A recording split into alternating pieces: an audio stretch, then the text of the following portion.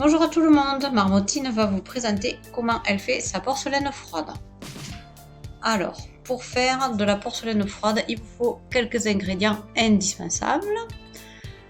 Sinon, vous avez la fécule de maïs et pas la farine de maïs. Ça c'est très important parce que la farine de maïs, vous faites rien. De vinaigre blanc, de l'huile. Alors ne prenez pas de l'huile d'olive, c'est vraiment dommage. Prenez l'huile la moins chère possible.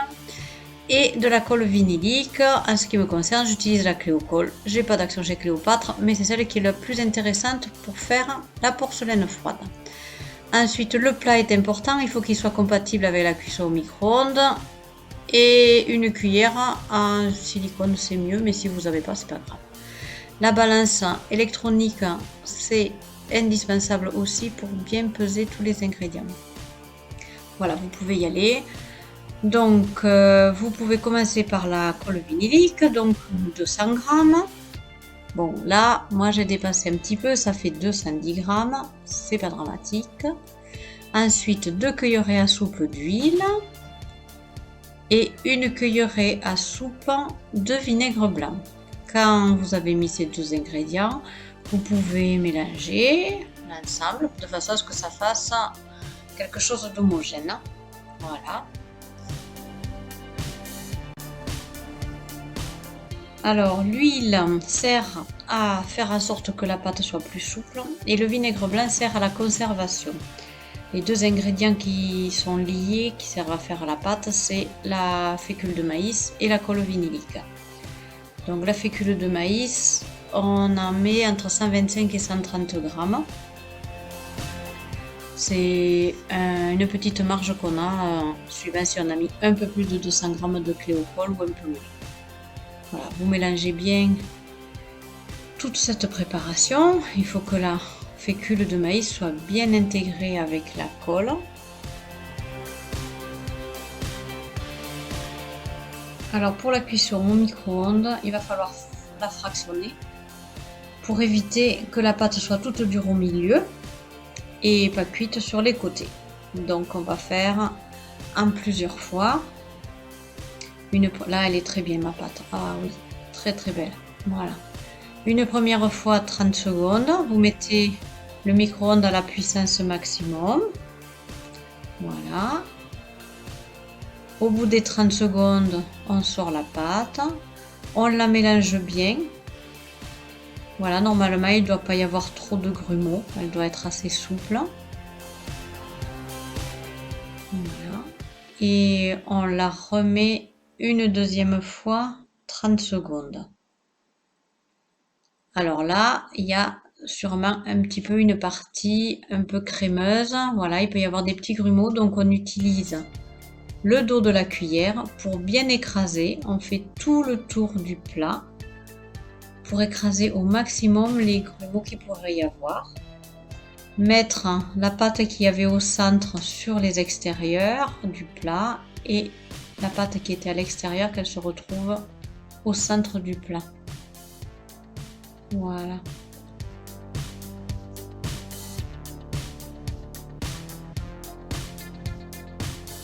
On ne peut pas faire comme pour une pâte à crêpes. Il faut utiliser le dos de la cuillère. Pour le moment, c'est facile, mais plus ça va aller, plus ce sera difficile. Donc, on a fait 2 cuissons de 30 secondes. On fait une première cuisson de 10 secondes. Voilà, donc plus ça va aller, plus il y aura de grumeaux et plus ce sera difficile. Mais c'est normal.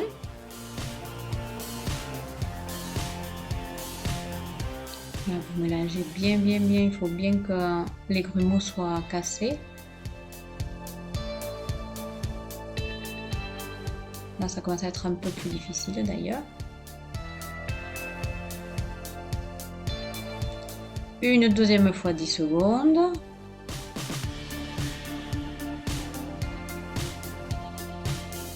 Toujours le même principe. Bien écraser les grumeaux.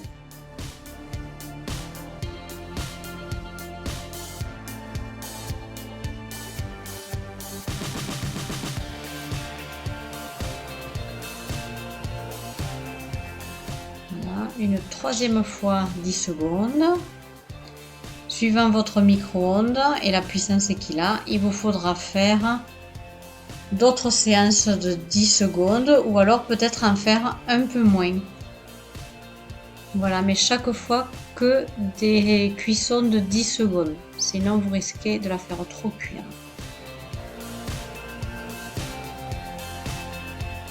Voilà, donc là, on a fait 3 fois. On va faire une 4e fois, manifestement. Oui. Donc, elle est presque prête. Le tête, c'est que quand on la prend avec la cuillère, il faut que ça fasse une boule. Vous voyez? Et là, ça fait pas une boule complète. Il en reste encore un petit peu au fond. Donc, on fait une dernière fois 10 secondes. Voilà, mais peut-être que vous, avec votre micro-ondes, il faudra rajouter une autre série de 10 secondes. Voilà, alors là, elle est très bien, elle se décolle du plat en boule et elle reste sur ma cuillère. Voilà, ça fait un beau paquet. Voilà, là, elle est super bien. Il faut pas le faire plus, sinon vous avez quelque chose de dur et on ne peut pas intégrer la couleur dedans et elle ne peut pas se modeler. Donc je prends du film étirable, j'en coupe un petit morceau et je vais mettre ma boule à l'intérieur. Alors, la boule, elle est un peu chaude, mais elle n'est pas brûlante.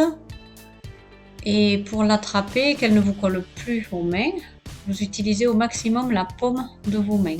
Voilà. Là, je prends les petits morceaux qu'il y a dans le plat pour en laisser le moins possible. Je fais une belle boule et je l'emballe dans mon film étirable pour éviter qu'elle sèche, puisque dès qu'elle est à l'air, elle sèche. Voilà, donc je fais un joli paquet, je tortille et voilà, ma pâte est prête. Alors pour mettre la couleur, donc que ce soit des pigments ou de la peinture acrylique ou de la gouache, vous pouvez le faire après avoir mis l'huile et le vinaigre blanc et la colle bien sûr. Voilà, vous pouvez le mettre à ce moment-là et ensuite rajouter la fécule de maïs. Vous voyez, il y a très peu de pigments en quantité et pour la peinture c'est pareil, l'équivalent d'un bout de pouce suffit. Donc là, ça vous permet de faire la boule entière de couleur. Après, si vous voulez pas faire une boule entière, voilà, une fois que la pâte est faite sans couleur, bon là je l'ai séparée en deux la boule. Je referme la pâte que je ne veux pas utiliser. Et la deuxième partie, je fais une petite cuvette. C'est pas la peine qu'elle soit jolie.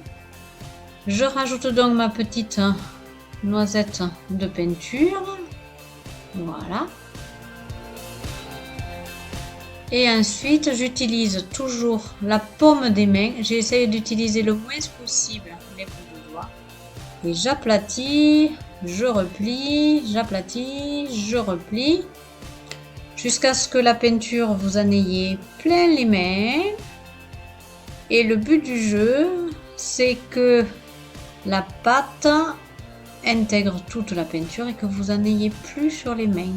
Voilà, c'est prêt quand vous n'avez plus de peinture sur les doigts. Surtout pensez bien à utiliser la paume des mains. C'est la partie qui fait le moins coller la pâte. Voilà. Alors, si vous mettez trop de peinture, cela peut faire coller la pâte.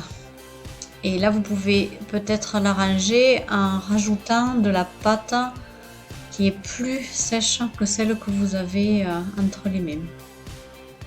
N'hésitez pas à souffler sur votre pâte si elle colle un petit peu ou si elle est encore chaude. Voilà. Une fois que la pâte est toute colorée, vous faites une boule et vous l'emballez dans du film étirable.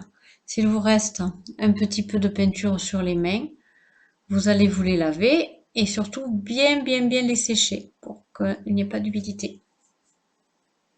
Voilà, à bientôt!